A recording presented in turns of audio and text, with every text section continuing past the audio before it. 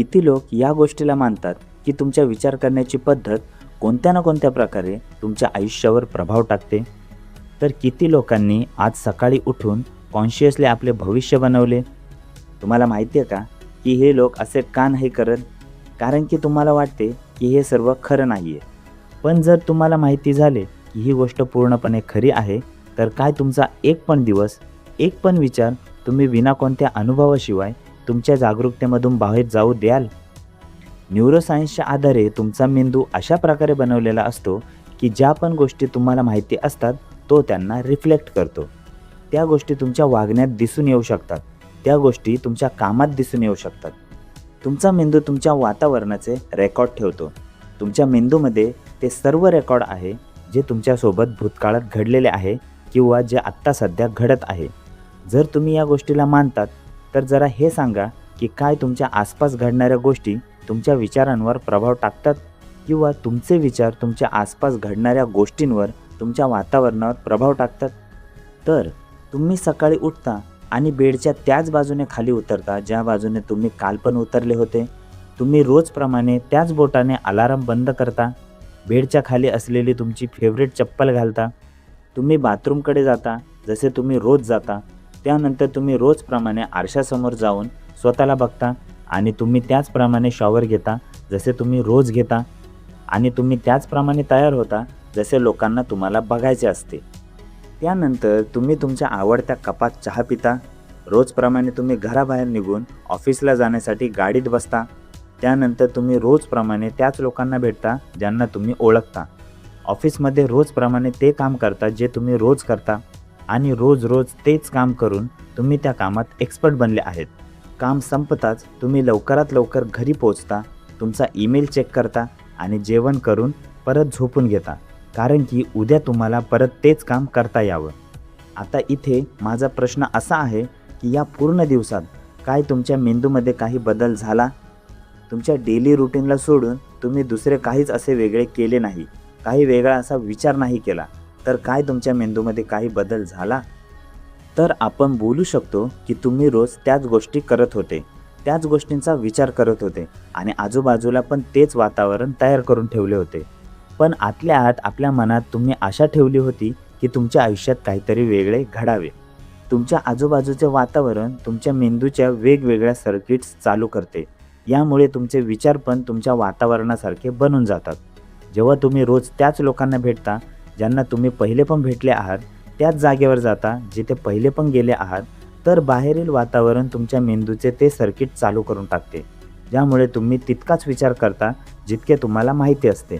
आणि जोपर्यंत तुम्ही तोच विचार करत राहणार जितके तुम्हाला माहिती आहे, तोपर्यंत तुम्ही तसेच जीवन जगत राहणार जसे आत्तापर्यंत जगत आलेले आहेत.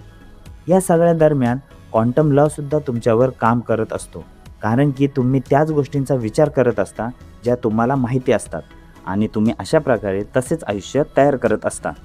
जर तुम्हाला खरंच बदल हवा आहे तर तुम्ही तुमच्या वातावरणापेक्षा मोठा आणि वेगळा विचार केला पाहिजे. हीच गोष्ट जगातील प्रत्येक महान लोकांना माहिती होती. मग ते विल्यम वॅलेस असो, महात्मा गांधी असो, मार्टिन लुथर किंग ज्युनियर असो, अशाच कित्येक महान लोकांजवळ एक उद्देश होता, एक आयडिया होती, ज्याला ते बघू नव्हते शकत, ज्याला ते अनुभवू नव्हते शकत. पण ती आयडिया त्यांच्या डोक्यात जिवंत होती. ती आयडिया त्यांच्या डोक्यात इतकी जिवंत होती की ते लोक त्या आयडियासोबत राहू लागले होते की जसे ते खरोखर घडत आहेत, जसे की ते सत्य आहे. तर मग काय तुम्ही एका अशा भविष्यावर विश्वास ठेवणार का ज्याला तुम्ही बघू नाही शकणार, ज्याला तुम्ही अनुभवू नाही शकणार? पण तुम्ही याचा इतका वेळा विचार करत असता की ज्यामुळे तुमच्या मेंदूमध्ये बदल होतो आणि तो या गोष्टीला खरं समजून बसतो की ती गोष्ट खरंच घडून गेलेली आहे. न्यूरोसायन्स बोलतो की ही गोष्ट खरंच शक्य आहे. तुमची पर्सनॅलिटीच तुमच्या पर्सनल रिॲलिटीला बनवते. तुमची पर्सनॅलिटी यामुळे बनते की तुम्ही कसे विचार करता, तुम्ही कसे वागता आणि तुमची भावना कशी आहे. तर तुमची आत्ताची जी पण पर्सनॅलिटी आहे, म्हणजेच तुम्ही आता जे पण आहात, तर या आत्ताच्या पर्सनॅलिटीने जी पर्सनल रिॲलिटी तयार केली आहे त्याला लाईफ म्हणजे जीवन असे बोलतात. जर तुम्ही याच्याशी सहमत असणार तर तुम्ही याबाबतही सहमत राहणार की जर तुम्हाला एक नवीन पर्सनल रिॲलिटी बनवायची आहे तर सर्वात पहिले फंडामेंटल लेवलवरती तुम्हाला तुमचे विचार बदलावे लागतील. मग तुमचे वागणे आणि सवयी बदलाव्या लागतील आणि मग नंतर तुमचे इमोशन पण बदलावे लागतील, जे तुमच्या आठवणीत अडकून पडलेले आहेत, जे तुमच्या आयडेंटिटीचे भाग बनले आहेत. खूप सारे लोक त्यांच्या जुन्या पर्सनॅलिटीसोबत एक नवीन पर्सनल रियालिटी बनवण्याच्या प्रयत्नात असतात. हे कधीच काम करत नाही. तुम्हाला दुसरं कोणीतरी बनावं लागेल.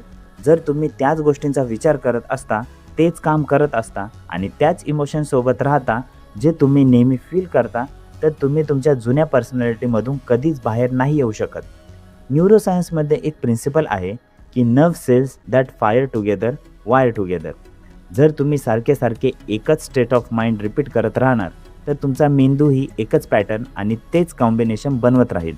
आणि जेव्हा पण तुम्ही तुमच्या मेंदूकडून एखाद्या ठराविक पद्धतीने काम करून घेता, तर त्यालाच माइंड बोलतात. माइंडचा अर्थच आहे की ब्रेन इन ॲक्शन.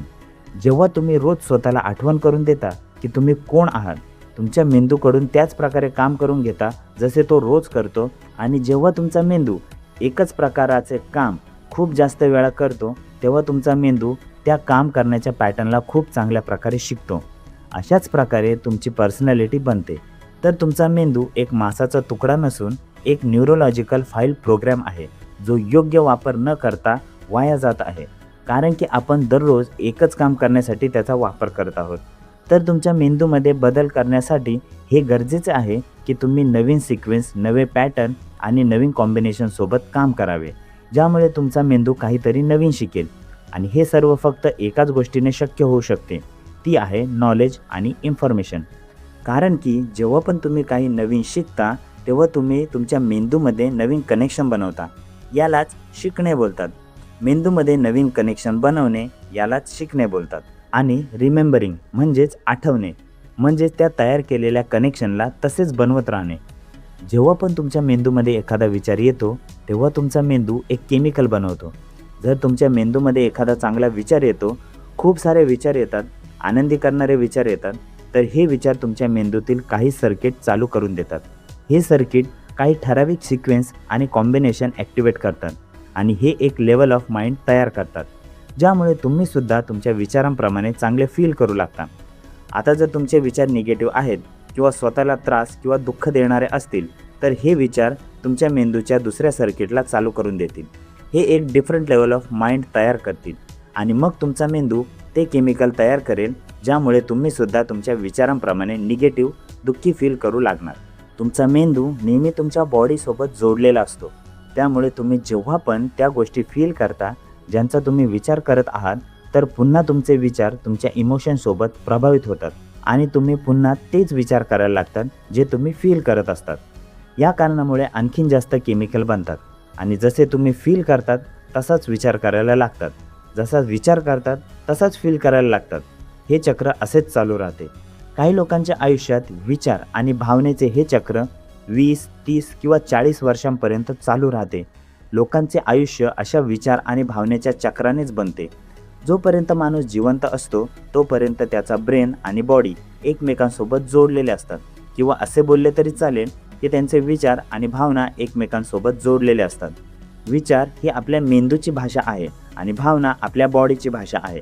जेव्हा लोक त्यांच्या या विचार आणि भावनेच्या जाळ्यात फसतात, तेव्हा त्यांची बॉडी या भावनेला त्यांच्या मेंदू विचारांना चांगल्या प्रकारे आठवणीत ठेवतो आणि ती गोष्ट जी बॉडी आणि ब्रेन दोघांनाही माहीत आहे, त्यांनाच हॅबिट म्हणजेच सवयी बोलतात. त्यामुळे सवयी तेव्हाच बनतात जेव्हा बॉडी आणि ब्रेन चांगल्या प्रकारे कनेक्टेड असतात.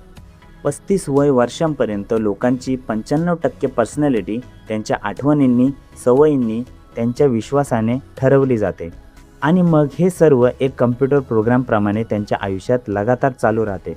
आणि मग लोकांचे बाकीचे 5% कॉन्शियस माइंड त्या गोष्टींचा विरोध करतो, जे लोकांनी खूप चांगल्या प्रकारे आपल्या 95% सबकॉन्शियस माइंडमध्ये लक्षात ठेवले आहे.